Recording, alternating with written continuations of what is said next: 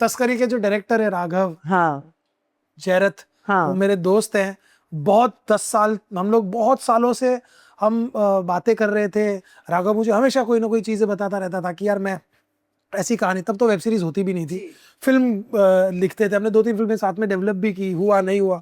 But Raghav का जो dedication था ना, उसको मैं देख के कभी कभी मैं खुद क्वेश्चन कर देता था, मैं कहा राघव कब होगा?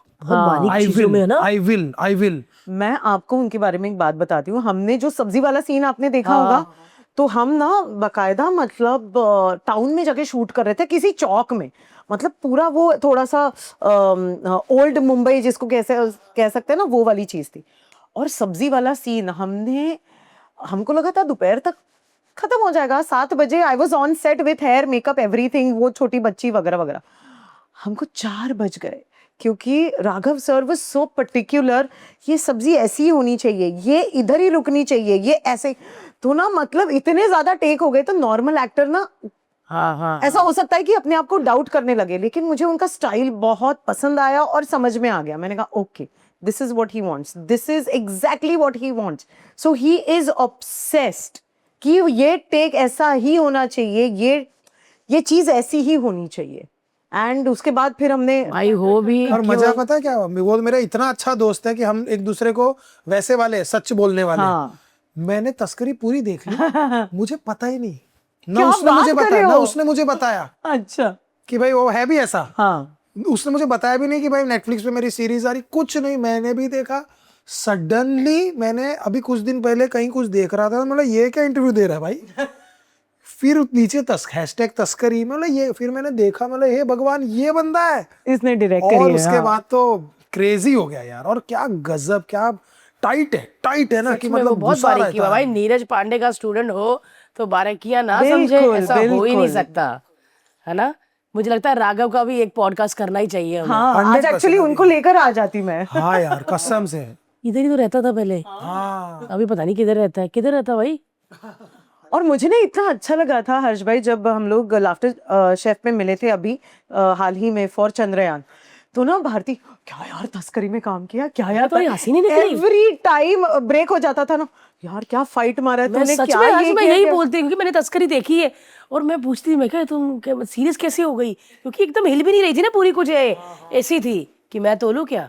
फिर तेरा वो पता क्या सीन था भाई, वो मैं उधर ही रुक गई। पता वो स्टार्टिंग वाला ना, जब सब इकट्ठे होते हैं, तो वो सीन था ना, मैंने उधर ही रुक गई। क्या बात है, मतलब कमाल है यार। जहां रुकना था वहीं रुके। क्या होता है ना, कई बार ऐसी चीजों में या तो ज्यादा कॉमेडी हो जाती है, या तो ज्यादा गुस्सा हो जाता है, या तो ज्यादा एक्टिंग हो जाती है।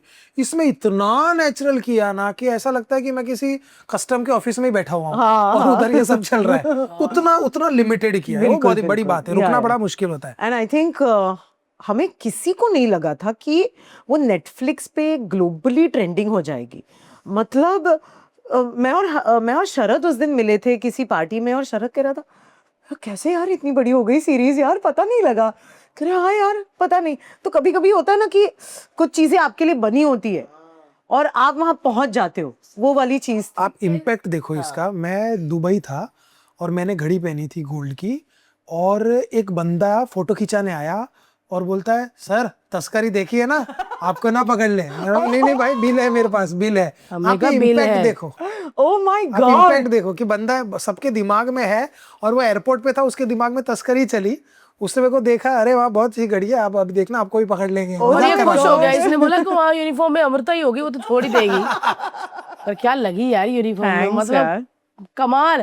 कैसी मिली ये वेब सीरीज? यूनिफॉर्म तो कहाँ पहनी नहीं है। अरे मैं अकेली थी जिसने यूनिफॉर्म नहीं पहनी भारती, मैं मेन शर्ट। कॉस्ट्यूम का इशू हुआ था क्या? नहीं, तो she is that under cover this thing ना। तो मतलब पूरी टीम ने पहनी थी, क्योंकि एक तो हम लोग सस्पेंडेड थे इन द सीरीज, ठीक है। तो सस्पेंडेड लोगों को उन्होंने एक स्पेशल मिशन के लिए बुलाया था, तो कुछ लोगों को अंडर कवर रखना जरूरी था।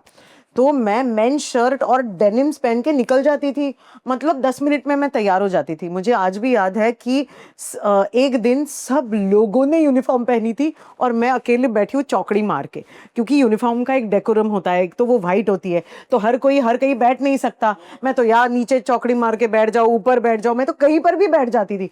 तब मुझे इमरान सर ने बोला था इसको क्यों नहीं यूनिफॉर्म दिया है, हम लोगों को क्यों यूनिफॉर्म दिया, और ये कहीं पर भी जाके बैठ सकती है करके. तो that is how we kind of broke our ice. But मैं आपको सच्ची बात बताऊं, इसकी शूटिंग हमने 2025 में करी थी, और आई थिंक फर्स्ट क्वार्टर में कर ली थी हम लोगों ने शूटिंग. और मैं गई थी 4 दिन के रोल के लिए. मुझे नीरज पांडे सर के साथ काम करना था. तो जब विकी सदाना जो कास्टिंग डायरेक्टर है, उनका फोन आया कि नीरज सर ने आपको मिलने के लिए बुलाया. मैंने कहा चलो ठीक है यार, जो भी है. और सीरीज में ऐसा था कि यार अगर सीरीज अच्छी हो तो आप कोई भी छोटा बड़ा रोल कर लो, वो नोटिस होता ही है. आई वाज लाइक चलो लेट्स गो. तो 4 दिन का रोल था. पता नहीं राघव सर के दिमाग में क्या आया, अमृता मैं चाहता हूँ आप इसके लिए भी ऑडिशन करो. तो वो रोल था मिताली कामत का, which was a bigger role, a meatier role. फिर उन्होंने मुझसे पूछा आपको एक्शन करनी आती है क्या. मैंने कहा सर वैसे ना मैं डांसर हूँ, आप मेरे को कोरियोग्राफी दे दो, वो मैं कर सकती हूँ. तो कह रहे ठीक है हम आपको बताते हैं. तो दूसरे दिन मैं पुणे में थी, अपने होम टाउन में.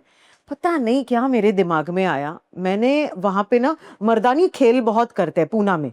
अब मर्दानी खेल क्या होता है, जो लाठी के साथ होता है, जो नवारी पहन के ना लड़कियां करती है तलवार वलवार के साथ. तो वहां के किसी कोच को मैंने पकड़ लिया. मैंने रात को 1:30 बजे उनको फोन किया. मैंने कहा सर आप अवेलेबल हो क्या, कल सुबह आप मेरे को इस मैदान में मिलो, कोथरूड में जहाँ पे मेरा घर है वहां पे एक मैदान है, आप मेरे को मैदान में मिलो, अब मेरे को 1-1.5 घंटे की ट्रेनिंग दे दो, एक तो फिस्ट फाइटिंग की दे दो और एक तलवार की दे दो. तो उन्होंने हमने 5 बजे कुछ शुरू किया था सुबह, 6:30 बजे तक उन्होंने मुझे ट्रेनिंग दी. मैंने एक रिकॉर्ड किया पूरा action sequence with fist fighting, leg work और सब कुछ, जो एक मुझे ऐसे लगता है कि फाइटिंग में शायद काम आएगा.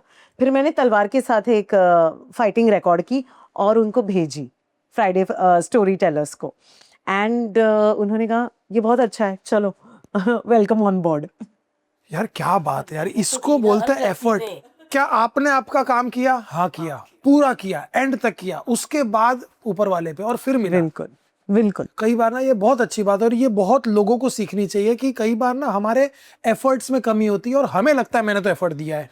नहीं दिया है. अगर आपने आउट एंड आउट जाके नहीं दिया ना, तब तक आपने नहीं दिया. और स्पेशली आपने इतना काम करने के बाद, इतना सक्सेसफुल होने के बाद देखो वो बहुत बड़ी बात है.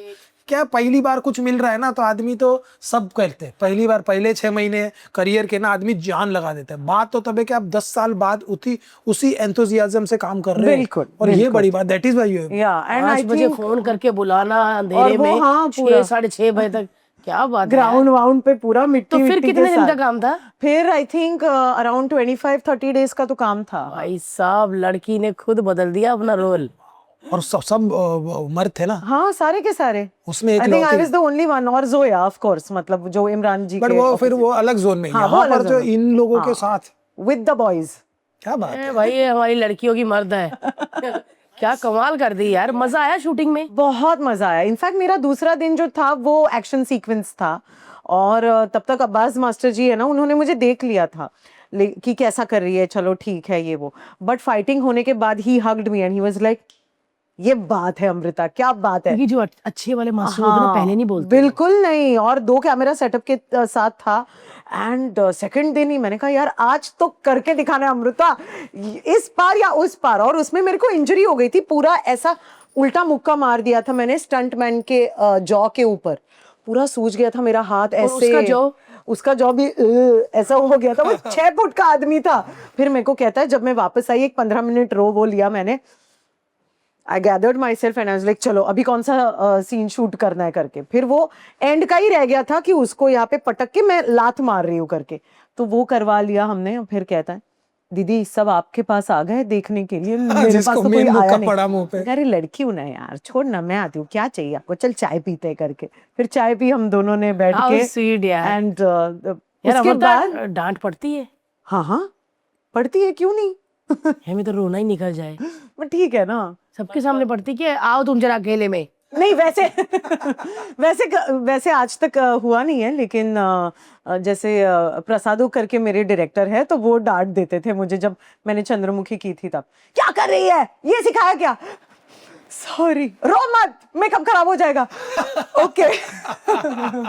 हाँ यार, डायरेक्टर को डांटने के बाद ये भी चिंता होती है ना, मेकअप खराब होगा वापस से। लेकिन डांट के बाद जो सीन होता है ना, बहुत वो बहुत ही तालियों और कमाल। सीटियों वाला होता है। क्योंकि मुझे भी याद है लाफ्टर चैलेंज में जब करते थे ना पंकज सर, क्या कर रही है भारती, पहले जो किया था वो बहुत मतलब उनके आने से ही डर लगने लग जाता। बट वो जो मैं कपिल भाई और ये सुदेश सर, ये जो डांट खा खा के निकले हैं ना, फिर तो अब लगता है कि अभी कितने लोग हैं, 150 कर लूंगी बात में, कितने हैं 10,000 कर लूंगी स्टैंड अप। अब ये होता है डांट के बाद जो सीन डांट के निकलता बाद है जो ना, सीन होता है वो सीन होता है, वो तो है। और डांट भी उसी को पड़ती है जिसको डायरेक्टर देख लेता है ये अच्छा कर ये अच्छा करे और कर अच्छा।